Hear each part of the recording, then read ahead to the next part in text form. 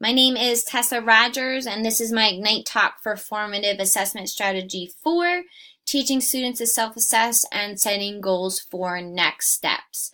The aim of this presentation is to propose self-assessing and goal setting as a fundamental component of formative assessment.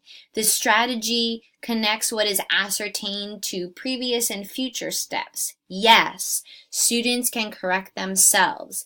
The connection to formative assessment is the cohesive relationship between the teacher and the student. So it generates continuous feedback between the two parties involved, thus creating justifications for number 4. 1, students can evaluate their own abilities.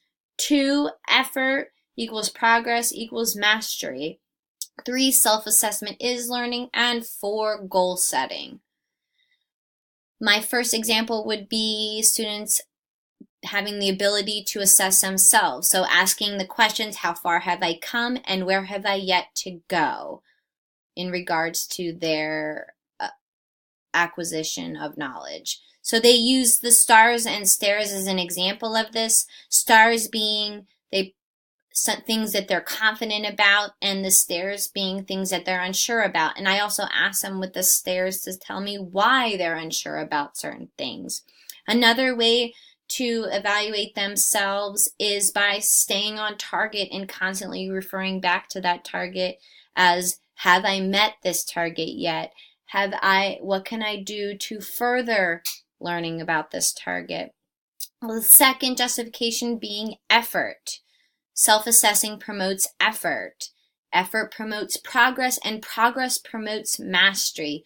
One example of this is allowing them time to go back and put in more effort. This alleviates stress. Don't we all know the feeling of time crunches? Standardized tests. Another example of this would be it is completely learner driven when it comes to effort. So they gain the feedback from you, they take it and apply it. There's me taking all the feedback from my coaches and applying it to my technique.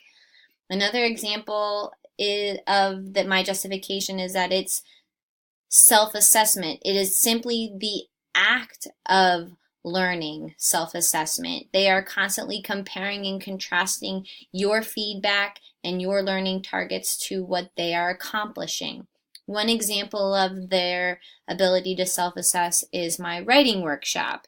It is a perpetual cycle of formative assessment where they are continuously looking back at this checklist and self-assessing. Another example of this is the opportunity I give them to self-correct their math maintenance. This also allows me to drive instruction as I can compare and contrast the different problems and math concepts people are having difficulty with. The outright ability to self-correct also allows them more confidence in their work, so they don't have to get it right the first time. It is a process. The final one I'd like to highlight is goal setting for next steps. So as you can see, the stairs in the picture look like they go on indefinitely. We all know that there's always a next step. One way I highlight this is in my reflections that we do at the end of every week. Each student fills one out reflecting on his positive practice and their room for improvement. On Monday, they reread it to focus their learning. The self-evaluation that I have each student complete at the end of each trimester drives their goal setting further.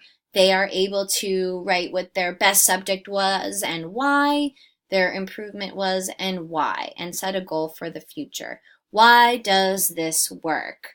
Previous week, one of my students wrote down as their reflection that they want their room for improvement to be that they don't have to correct anything on their math maintenance. And I said, well, how are you going to do that? And he said, well, I'm going to self-correct it before you do, Mrs. Rogers. And I said, that is awesome. That's exactly what I'm trying to get my students to achieve.